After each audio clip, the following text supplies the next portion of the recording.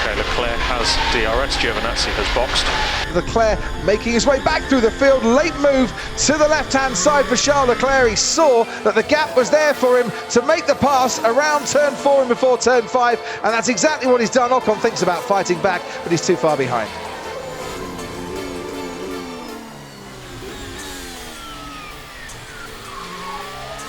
Good job.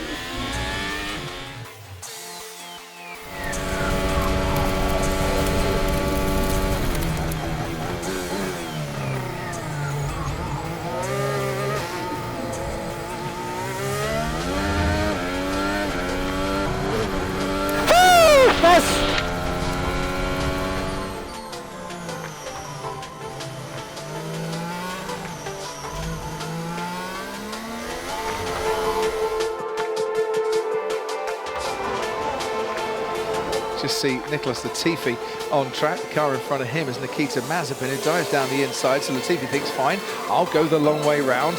Faster speed, round the banking. There you go. That's how you overtake at Zandvoort. Nicholas Latifi. Very good one, very good one. That is a wonderful move, I must say. And that's how you do it at Zandvoort. It's round the outside most of the time on these bank corners. That's what makes it such good racing.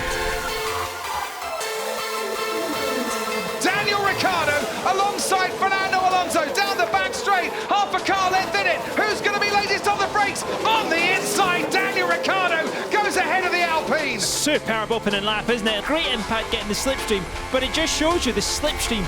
You can be so vulnerable if you're not placed in the right place.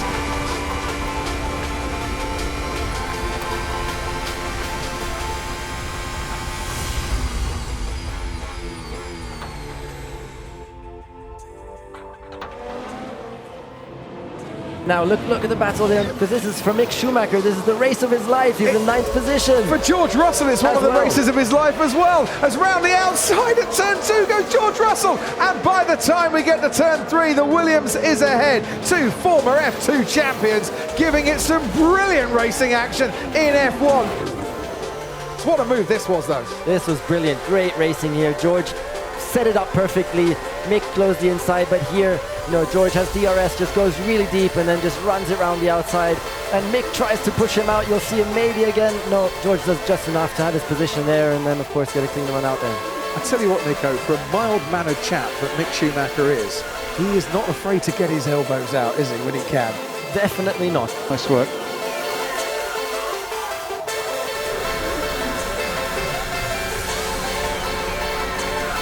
Daniel Ricciardo's normally the last of the late breakers. Perez might have broke a little bit later himself and got his own elbows out there. Yeehaw!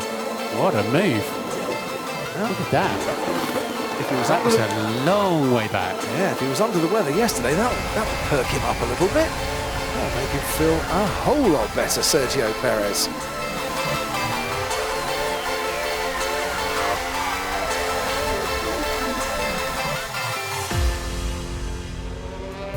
Let's look back to see what happens to Fernando Alonso and Kimi Raikkonen as they go wheel to wheel, and Raikkonen gets pushed wide and they almost touch and come a cropper at turn 1. Raikkonen and Alonso separated by 0.5 millimetre, it seemed, going through there before Alonso had to back out.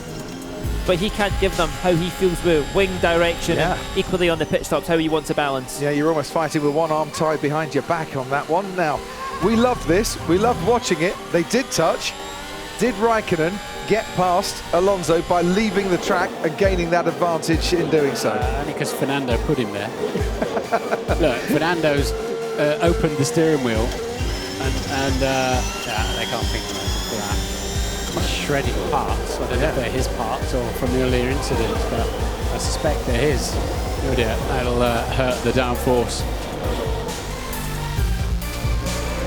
Here's a Ferrari. He's trying to get on top of Checo as well as we head down into turn 4. We know how quick that Ferrari was following cars last week. Perez under pressure here. Charles Leclerc has now got a little bit of free air, but Perez has come back at him with some late braking. It's the old switcheroo from Charles Leclerc. He duped him. It was a rope-a-dopey. He let Sergio Perez get past him, go a bit deeper. Charles Leclerc fights back. How about that? Absolutely super move by Leclerc. Set him up nicely. Perez diving in there, got the car stopped. We know how good the Red Bull is on the brake. Perez has got DRS.